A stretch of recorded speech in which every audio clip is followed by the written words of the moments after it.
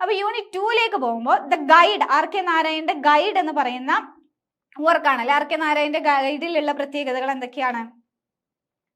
Raju and Rossi എന്ന് പറയുന്ന prominent പ്രൊട്ടഗോണിസ്റ്റിനെയാണ് പറയുന്നത്. രാജു എന്ന് പറയുന്ന ഒരു സിമ്പിൾ മാൻ പിന്നീട് എങ്ങനെയാണ് ഒരു ഹോളി പേഴ്സൺ ആവുന്നത്, അതായത് റോസി എന്ന് പറയുന്ന ഒരു ഡാൻസറുമായിട്ടുള്ള അദ്ദേഹത്തിന്റെ ആ ഒരു ലൈഫ് അഫെയറും പിന്നീട് ഒരു പാർട്ണർഷിപ്പിലേക്കും പോകുന്നു. പിന്നീട് റോസിയുടെ ഡാൻസിനെ സപ്പോർട്ട് ചെയ്യുന്ന രാജു, അങ്ങനെ പിന്നീട് ഒരു ഗ്രീഡി പേഴ്സൺ ആവാനല്ലേ ചെയ്യുന്നത് രാജു. അങ്ങനെയാണല്ലേ സ്റ്റോറി ലൈൻ പോകുന്നത് ഗൈഡില്. പിന്നീട് എന്താണ്, അദ്ദേഹം എന്റെ പിഞ്ചയിൽ പിന്നീട് അദ്ദേഹം ഗോഡിന് അദ്ദേഹം ചെയ്തിട്ടുള്ള എല്ലാ തെറ്റുകൾക്കും പ്ലീസ് ചെയ്തുകൊണ്ട് ഗോഡിന് വേണ്ടിയിട്ട് ക്ഷമാപണം നടത്തുന്ന സമയത്ത് അദ്ദേഹത്തെ ഒരു വില്ലേജർ, ഒരു ഹോളി പേഴ്സൺ ആയിട്ട് കൺസിഡർ ചെയ്യുന്ന ഒരു കഥയാണല്ലേ ദ ഗൈഡ്. അപ്പൊ എന്താണ്, trees the transformation in Raju's life in RK Narayan, the guide explaining how he evolves from an ordinary man to an accidentally holy man. അപ്പോൾ ആക്സിഡന്റലി ഒരു ഹോളി മാൻ ആവുന്ന ഒരു രാജുവിന്റെ ഒരു ട്രാൻസ്ഫോർമേഷൻ, ഒരു നോർമൽ മാൻ, ഒരു ഓർഡിനറി മാനിൽ നിന്ന് ഹോളി മാൻ ആയത് എങ്ങനെയാണെന്നാണ്.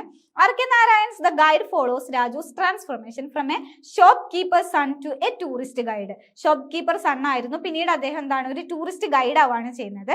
Then a lover and manager to dancer Rosie. അങ്ങനെ പിന്നീട് റോസിയുടെ ഒരു ലവർ ആവുന്നു, പിന്നെ റോസിയുടെ ഡാൻസിനൊക്കെ സപ്പോർട്ട് ചെയ്യുകയും ഒക്കെ ചെയ്ത് റോസിയുടെ ലൈഫ് പാർട്ണർ ആയിട്ട് പിന്നീട് റോസിയുടെ മാനേജർ ആവാണ് ചെയ്യുന്നത്. റോസി ഒരു ഫേമസ് ഡാൻസർ ആവുകയും ചെയ്യുന്നുണ്ട്. A convicted fogger and finally an accidental holy man. His charm and ambitions led to both success and downfall.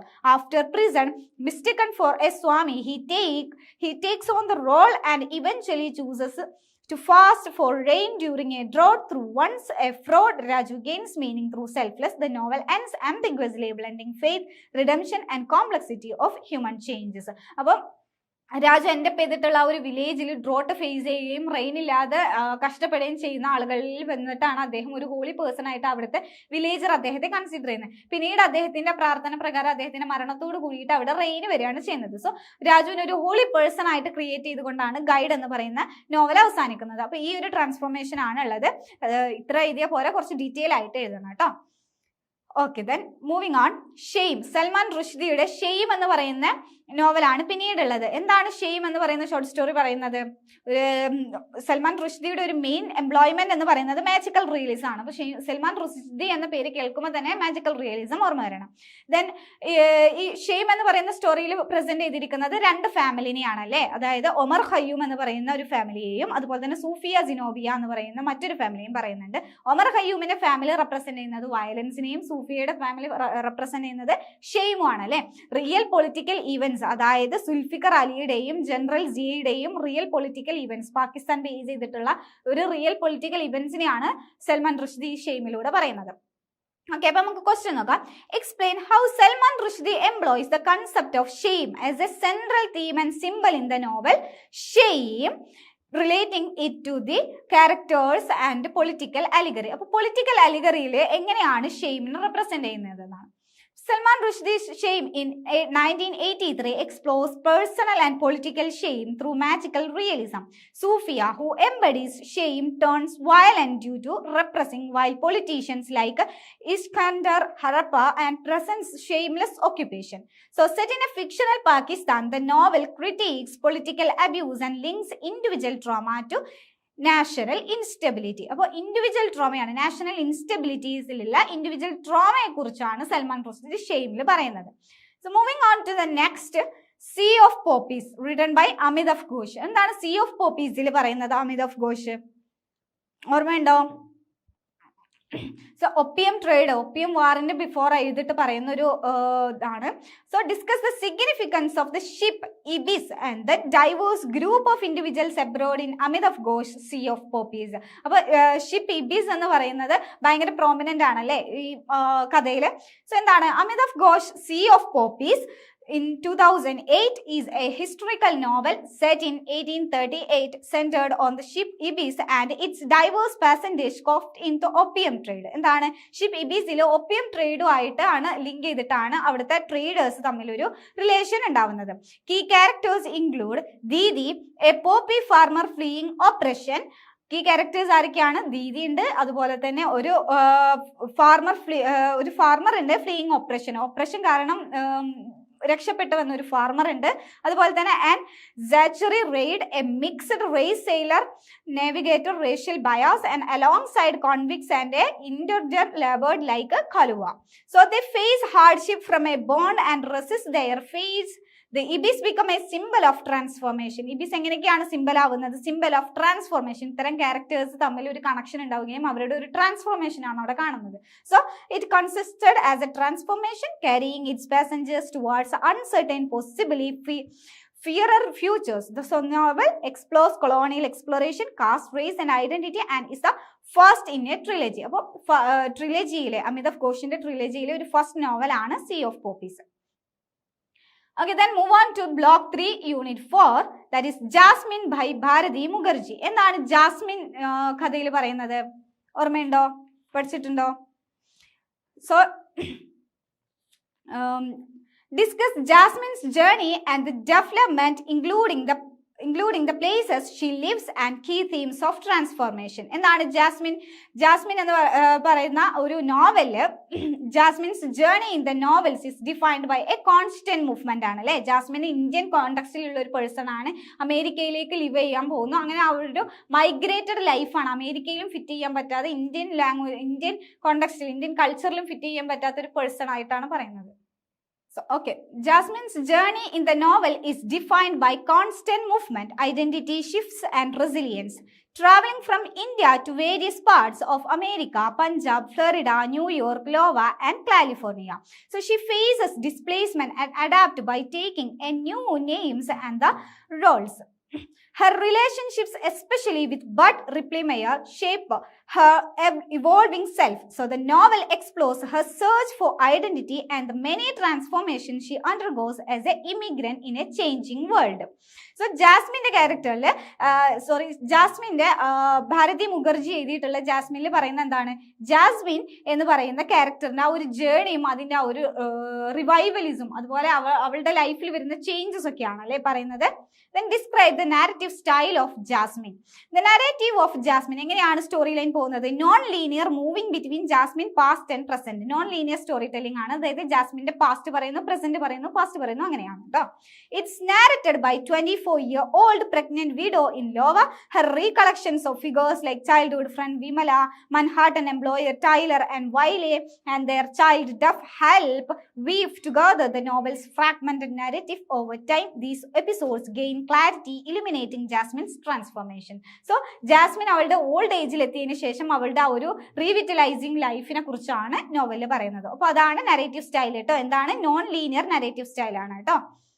Okay, then mistress by Anita Nair. എന്താണ് മിസ്ട്രസ് ബൈ അനിത നായറിൽ പറയുന്നത്? മിസ്ട്രസിൽ പറയുന്നത് പഠിച്ചിട്ടുണ്ടോ? ഓക്കെ ആണോ? കേരള ബാക്ക്ഗ്രൗണ്ടിലുള്ള രഥ എന്ന് പറയുന്ന ക്യാരക്ടറിനെയാണ് അല്ലെ പറയുന്നത്. അതായത് ലതയുടെ ഒരു ലവ്ലെസ് ലൈഫിനെ കുറിച്ചാണ് മിസ്ട്രസിൽ പറയുന്നത്. അതുപോലെ തന്നെ പിന്നീട് അവൾക്ക് ഒരു ക്രിസ് എന്ന് പറയുന്ന ഒരു ക്രിസ്ത്യനുമായിട്ട് ലവ് അഫെയറിലേക്ക് വരുന്ന ഒരു കഥ. Okay, then identify and explain key themes explored in Mistress. മിസ്ട്രസിൽ പറയുന്ന key themes എന്തൊക്കെയാണ്? Complexities of human relationships. The novel explores the messy and layered dynamics within extramarital affairs and marriages and family ties. അപ്പോൾ extramarital affairsനെ കുറിച്ചൊക്കെയാണ് complexities of human relationships ആയിട്ട് themes പറയുന്നത്. Love and ഡിസയേഴ്സിനെ കുറിച്ച് പറയുന്നുണ്ട്. ക്ലാഷ് ബിറ്റ്വീൻ ജെൻഡേഴ്സിനെ കുറിച്ച് പറയുന്നുണ്ട്. വുമൻസ് ഡിസയർ ഫോർ ഫ്രീഡത്തെ കുറിച്ചും പറയുന്നുണ്ട്. How does mistress incorporate the art of Kathakali? അപ്പൊ കഥകളി മിസ്ട്രസിൽ രഥയുടെ അങ്കിള് കുഞ്ഞുണ്ണി ഒരു കഥകളി ആർട്ടിസ്റ്റ് ആണ് അല്ലെ. അപ്പൊ എന്താണ് അതിന്റെ ആ ഒരു link? Mistress explores artist and their relationships using the navarasas, the 9 emotions of Kathakali. Navarasas ആയിട്ടുള്ള 9 ഇമോഷൻസ് ഓഫ് കഥകളി വെച്ചിട്ടും എക്സ്പ്ലോർ ചെയ്യുന്നുണ്ട്. As it backdrop, the novel serves as a tribute to Kathakali, weaving its essence into the narrative. Anita Nair is praised for her research on Kathakali and integrating in intricately without the portrayal of the artistic passion. അപ്പോൾ അനിത നായറിന്റെ ആ ഒരു research കഥകളിയിലായിരുന്നു എന്നുള്ളതിനെ കുറിച്ചാണ് കഥകളിയുമായിട്ടുള്ള ആ ഒരു link കേട്ടോ. Okay ആണോ? അപ്പൊ നമുക്ക് നെക്സ്റ്റ് പോർഷനിലേക്ക് പോവാം. A temporary matter by Jhumpa Lahiri. A temporary matter എന്ന് പറയുന്ന സ്റ്റോറി എന്താണ് ഡീൽ ചെയ്യുന്നതെന്ന് ഓർമ്മയുണ്ടോ? എന്താണ്? ഒരു 5 ഈവനിങ് കമ്പൈസ് ചെയ്തിട്ട് പറയുന്ന ഒരു സ്റ്റോറിയാണല്ലേ. അതായത് 5 ഈവനിങ്ങിലും കറക്റ്റ് 1 അവർ നൈറ്റ് കട്ട് ഉണ്ടാവുന്ന സമയത്ത്, പവർ കട്ട് ഉണ്ടാവുന്ന സമയത്ത്, ടെക്നിക്കൽ ഇഷ്യൂ കാരണം പവർ കട്ട് ഉണ്ടാവുന്ന സമയത്ത് ഡിസ്റ്റന്റ് റിലേഷൻഷിപ്പിലേക്ക് പോയിട്ടുള്ള ഒരു ഹസ്ബൻഡ് ആൻഡ് വൈഫിന്റെ ഒരു ഒത്തുചേരലാണല്ലേ പറയുന്നത്. അവരൊരു പ്ലേ കളിക്കുകയാണ് ചെയ്യുന്നത്. അതായത് സീക്രട്ട് പ്ലേ. അവരുടെ ഓരോ ലൈഫിലുള്ള ഓരോ സീക്രറ്റിനെ കുറിച്ച് അവർ റിവീൽ ചെയ്യുകയാണ് ചെയ്യുന്നത് ഈ 5 ദിവസം. അങ്ങനെ രണ്ടുപേരെയും കുറിച്ച് കൂടുതൽ മനസ്സിലാക്കുന്ന ഒരു സീക്രറ്റ്സ് ആണ് അല്ലേ.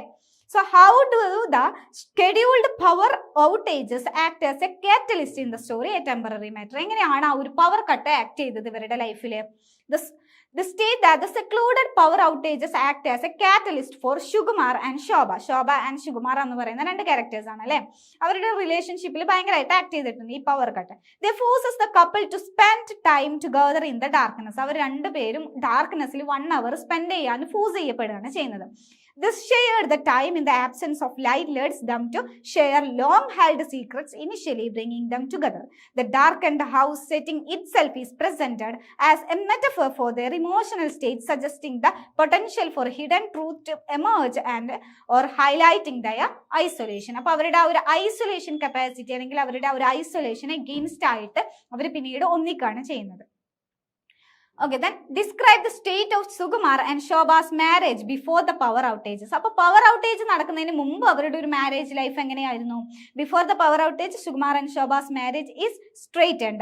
Their strain developed after Shobha's premature delivery of a stillborn child 6 months prior. അപ്പോൾ അവരുടെ ഒരു stillborn baby, ഒരു ജനിക്കാത്ത കുട്ടി അവരിൽ നിന്ന് മരിക്കുന്നുണ്ട്. സോ ആ ഒരു ലാമെന്റേഷനിലൂടെയാണ് രണ്ടുപേരും ഡിപ്രസ്ഡ് ആവുകയും ലൈഫിന്റെ ആ ഒരു റിലേഷൻഷിപ്പിൽ നിന്നും അകലേക്ക് ചെയ്യുന്നത്. സോ ആ ഒരു ഡിപ്രഷനിൽ നിന്നും അവരെ ഓവർകം ചെയ്യാൻ ഈ പവർ ഔട്ടേജസ് ആണ് സഹായിച്ചത്. Okay, then the couple who were once happy now live like strangers. Once happy ആയിരുന്നെങ്കിലും പിന്നീട് അവര് സ്ട്രേഞ്ചേഴ്സ് ആയിട്ട് ജീവിക്കാൻ ബാധ്യസ്ഥരാവുകയാണ് ചെയ്യുന്നത്. എപ്പോ പവർ കട്ടിന് മുമ്പ് കേട്ടോ. Then Shobha is described as burying herself in work while Sukumar struggles with his dissertations. They eat separately and avoid each other, and sources highlights their initial lack of communication is a significant factor contributing to their isolation and unhappiness. So അവർ രണ്ടുപേരും ഒരു അകൽച്ചയോട് കൂടിയിട്ടുള്ള ലൈഫിലായിരുന്നു. പക്ഷെ power കട്ടിന് ശേഷമാണ് അവർ പിന്നീട് ഒന്നിക്കുന്നത് അല്ലേ.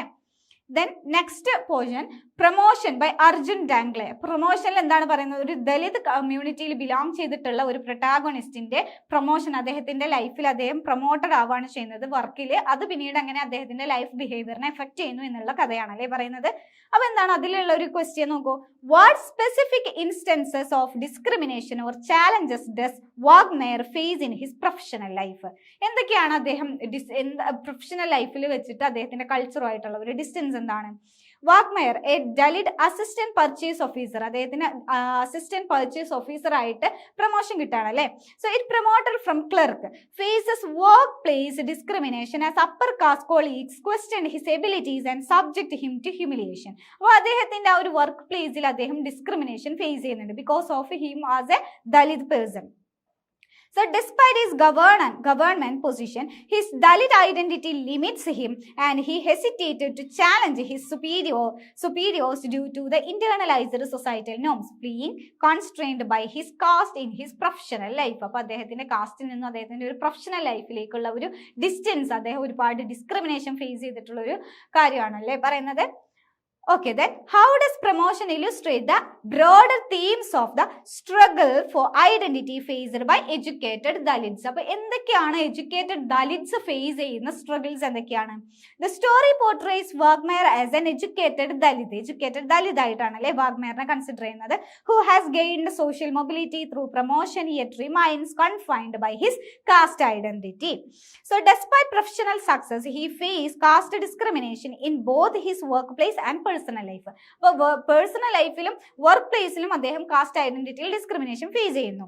So Waghmare's experience highlights how bourgeoisies Dalit are often forced to hide their identities and continuously confront prejudices, illustrating the ongoing marginalization of Dalits in a society that judges them by caste regardless of their achievements. അപ്പോൾ അച്ചീവ്മെന്റ്സിനേക്കാൾ കൂടുതൽ അവരുടെ കാസ്റ്റിൽ അവർ എന്ത് ചെയ്യാണ് ചെയ്യുന്നത്, അവർ കാസ്റ്റിനെ hidden ചെയ്യാണ് ചെയ്യുന്നത്. അപ്പോൾ ഒരു വർക്ക് പ്ലേസിലെല്ലാം വാഗ്മയർ എന്ത് ചെയ്യാണ്, അദ്ദേഹത്തിന്റെ കാസ്റ്റ് ഹിഡൻ ചെയ്യുകയും പ്രൊഫഷണൽസ് അല്ലെങ്കിൽ അപ്പർ ക്ലാസ് പീപ്പിൾസ് ബിഹേവ് ചെയ്യുന്ന പോലെ അദ്ദേഹം ട്രൈ ചെയ്യുകയാണ് ചെയ്യുന്നത്, അദ്ദേഹത്തിന് ആ ഒരു ഡിസ്ക്രിമിനേഷൻ നേരിടാൻ വയ്യാത്തത് കൊണ്ട്. So then the KITE maker. എന്താണ് കൈറ്റ് മേക്കർ എന്ന് പറയുന്ന വർക്കിൽ റസ്കിൻ ബോണ്ട് പറയുന്നത് ആരാണ്? മെഹ്മൂദ് എന്ന് പറയുന്ന ക്യാരക്ടർ അദ്ദേഹത്തിന്റെ ഒരു ഓൾഡ് ഏജിൽ വെച്ചിട്ട് അദ്ദേഹത്തിന്റെ ഗ്രാൻഡ് സണ്ണിന് അദ്ദേഹത്തിന്റെ ഒരു പാസ്റ്റ് ഇവന്റ്സ് ഡിസ്ക്രൈബ് ചെയ്യുന്ന രീതിയിലാണ് അല്ലെ കഥ പോകുന്നത്. അപ്പൊ എന്താണ് പഠിച്ചിട്ടുണ്ടോ അത്? Okay. Then explain how the kite maker explores the themes of tradition versus modernity. Tradition versus modernity എങ്ങനെയാണ് പറയുന്നത്? The kite maker contrasts tradition of kite making once a popular community event with its decline due to changing times. അപ്പോൾ kite making എന്ന് പറയുന്നത് ഒരു community event ആയിരുന്നു.